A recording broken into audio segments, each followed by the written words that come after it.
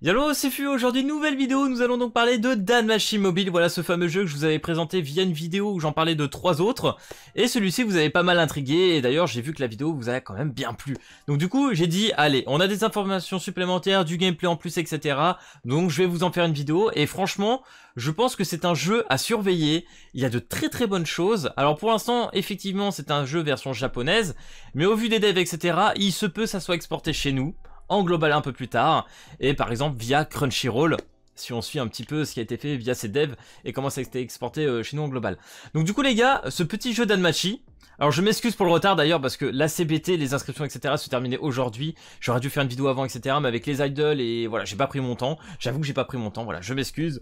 Voilà pour ceux qui auraient voulu peut-être s'inscrire pour la bêta, normalement je vous ai posté un petit peu en communautaire et j'en ai même parlé lors de ma première vidéo qui a été pas mal vue, donc je pense que vous êtes en grand nombre plutôt au courant. Après voilà, normalement c'est une bêta où il y a que les japonais qui peuvent y jouer, donc je suis même pas sûr que moi ça va marcher, mais j'espère pouvoir y jouer parce que du coup la bêta commence à partir du 16 mars, donc si franchement j'arrive à y avoir l'accès, et ben on va se faire plaisir, voilà, on va essayer et puis on va voir ce que ça donne. Donc du coup les gars, le jeu a été développé via Aiming et Team Caravan. Alors pour ceux qui se souviennent, on avait joué à un jeu très récent que vous avez au tout début bien intéressé, bien plu, il y avait une grosse hype, mais le jeu, via son gameplay auto-farming style idle et son système économique qui est le pire, mais vraiment si on fait une petite aparté via FMA, c'est ce qui m'a fait quitter FMA en fait, hein. Je suis désolé mais le système économique de j'achète des gemmes pour avoir des gemmes payantes, pour invoquer sur des portails payants, c'est affreux, genre vraiment pour moi c'est le pire, c'est encore pire que ce qu'a pu nous faire par exemple MHA Strongest Hero. Déjà Strongest Hero c'était dégueulasse, c'était le top 2, mais le top 1 pour moi c'est ça, acheter des gemmes payantes pour avoir des gemmes payantes, non, non c'est pas possible. Donc voilà, c'est ceux qui nous ont fait ce magnifique The Imminent Steel Shadow. Alors franchement Imminent Steel Shadow, si on peut dire quand même une bonne chose là-dessus, c'est les carrés design de personnages, les graphiques, tout ce qui englobe un petit peu autour, c'était quand même pas mal. Après voilà, comme je vous dis, le gameplay, bon bah, c'était pas fou. Pareil, le système d'augmentation de stuff, le PVP, ouais, il y avait rien de très exceptionnel. Par contre, sur ce Danmachi, les gars, imaginez maintenant Beast vs Souls, refait en 2023. Et ça, franchement, c'est pas mal. Et en plus de ça, c'est un jeu où j'ai l'impression qu'on a plusieurs possibilités de caméra.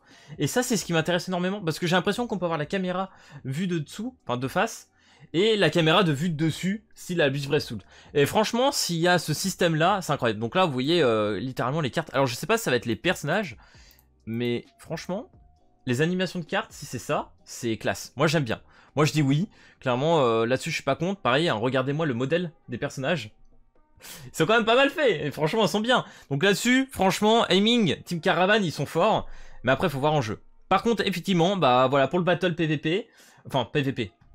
Donc là, on a la fameuse vue de dessus avec les compétences, la petite escape ici. Là, ça doit être l'ultime.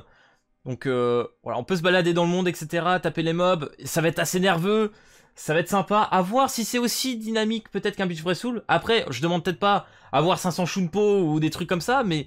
franchement, déjà en termes de gameplay, on est très loin d'Imminent Steel Shadow et ça va être clairement mieux, faut se le dire. Et pareil, on a des SP qui vont être très jolis, hein. Et d'ailleurs, c'était une puissance aussi dans Imminent Steel Shadow, c'est que les SP étaient très bien, hein. Là, ils ont sorti Lambda, il y a une rose qui arrive actuellement sur Shadow, ça me donne trop envie d'y retourner, mais quand je vois le jeu derrière, j'ai pas envie. Et là, ils nous ont sorti un truc, je m'y attendais pas trop, comme nous a fait d'ailleurs le dernier jeu de SAO. Il y a un Battle Royale, mais celui-là, par contre, il est intéressant. Vraiment, il est intéressant. Pourquoi? Parce qu'en fait, c'est une map où tu vas te retrouver vraiment avec pas mal de gens, ça va pas te bloquer avec 4 personnes. Il y a un système de cristaux, voilà, que tu vas ramasser, tu peux tuer des mobs en fait pour récupérer des cristaux. Vous voyez ici par exemple le classement des 3 premiers. Et en fait, avec ces cristaux, tu vas gagner en level, puissance, etc. Un petit peu comme le jeu de... ceux qui ont fait qui ont dev Clash of Clans, Clash Royale, je sais plus c'est comment il s'appelle, Brawl Stars je crois. Voilà, où tu pétais les coffres et tu gagnais des gemmes qui te fait monter un petit peu en pouvoir, etc. Là ça va être un peu le même système, sauf que là les monstres ils peuvent te taper et te faire des dégâts, pareil avec les ennemis. Donc je pense qu'il y aura vraiment un Battle Royale avec une stratégie puis avec des compétences, ça a l'air d'être stylé. Franchement, un Battle Royale comme ça, moi je dis oui. Oui, franchement, ça me chauffe. Pourtant je suis pas du tout fan de Battle Royale, j'aime même pas trop ça en vrai. Donc pour que je sois assez hypé via un Battle Royale PVP comme ça, c'est chaud. Et je rappelle que ce jeu-là arrive au printemps. Donc là, on a la bêta qui arrive le 16 mars, qui se termine le 22. Donc, normalement, avril, on a le jeu. Normalement. Donc comptez sur moi, quand il va sortir sur sa version JP, je vais être là. Donc du coup la question c'est, est-ce qu'on pourra switch vraiment entre les deux vues de caméra? Parce que ici par exemple, on peut voir qu'il y a des endroits dans la story, parce que bien évidemment t'as le PvE et le Battle Royale, hein, vous l'avez bien compris, où on peut tout simplement, là par exemple tu te fight, on est vraiment sur une vue de... pas du tout la même vue de caméra en fait. C'est la question que je me pose. Et celle-ci, là vraiment cette image là, je mets un point d'exclamation parce que vous allez voir par la suite, je vais remontrer sur une autre vidéo, parce que là on a clairement la même compétence, le même personnage avec la vue de dessus, en fait. Et c'est là que ça m'intrigue. Donc voilà, cette vue de caméra, franchement si on peut jouer là-dessus, ça serait intéressant aussi. Et du coup je vais revenir là. Donc là, comme vous pouvez le voir, on peut se balader, vraiment. Ça, c'est une chose que j'ai envie de voir quand même, une game. Hein. Vraiment. Et du coup, hop, on voit les petites entrées des personnages, donc qui sont tout le temps, j'imagine, en 3D dès qu'ils arrivent in game. Donc je vais avancer un petit peu. Donc là, on a les fameuses vues de dessus qui arrivent. Voilà, celle-ci. Vous allez voir. Hop, fameuse vue de dessus, alors qu'ici, on n'avait pas du tout la même. En fait, c'est la question que je me pose. Est-ce qu'on peut switch dans les caméras ou pas? Je sais pas, à voir. Peut-être que je me trompe, mais j'ai l'impression vraiment que là, on est beaucoup plus près. On a une caméra beaucoup plus près que là. Là, on est beaucoup plus loin. Ce qui nous laisse effectivement les HUD là pour mettre les compétences. Donc, voilà, je me pose pas mal de questions, les gars, sur ce petit jeu. Mais franchement, il me hype pas mal. Il est beau, il a de belles compétences. Il a l'air d'avoir un bon gameplay. Après, avoir derrière tout le système, tout ce qui va être des augmentations, je sais pas, du stuff, des modes proposés, il y aura sûrement du donjon, des boss, il y a vraiment pas mal de trucs à faire sur un Danmachi, il y a vraiment des trucs super intéressants. Donc j'espère que Aiming Team Caravan, là, vous allez nous faire le meilleur jeu, parce que vous avez fait un bon power-up quand même avec Eminence in Shadow. Et là, ils vont aller encore plus haut sur ce Danmachi. Donc j'ai hâte, franchement j'ai hâte. Donc j'espère qu'ils vont pas nous faire de la merde. D'ailleurs, The Eminence in Shadow, on en parle toujours du Coming Soon to PC qui était disponible Day One sur la version JP et qui ne l'est toujours pas actuellement sur la globale. Je ne comprends pas. Je sais pas ce que vous avez foutu. Voilà, là je suis perplexe. Après voilà les autres jeux qui sont actuellement disponibles via les devs. Alors j'aimerais essayer peut-être celui-là pour voir.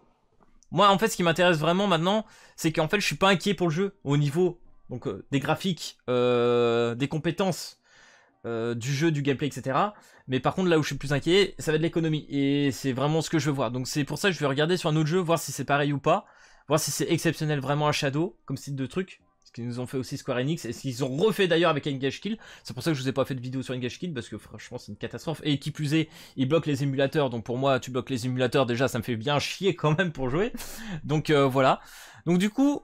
voilà pour cette vidéo les gars, je pense que j'ai donné le plus d'informations possible de ce que j'ai trouvé et de ce que j'avais à peu près envie de vous partager. Mais franchement pour moi c'est un jeu à surveiller et s'ils font pas de la merde, eh ben ce Danmachi pourrait être vraiment grotesque, vraiment. Surtout qu'actuellement on a déjà un jeu Danmachi disponible sur nos stores en global, je me rappelais plus s'il était fermé ou pas, mais effectivement on me l'a bien confirmé qu'il était encore open. Il a je ne sais combien d'années, il est encore là, donc franchement il y a de quoi faire. Et faire du lourd, parce que Danmachi, ça reste quand même une licence plutôt sympa. Donc voilà les gars, j'espère que cette vidéo t'aura plu. Si c'est le cas, n'hésite pas à lâcher le petit pouce bleu et à t'abonner. Et puis moi, je te dis à plus à la prochaine vidéo. Allez, peace tout le monde!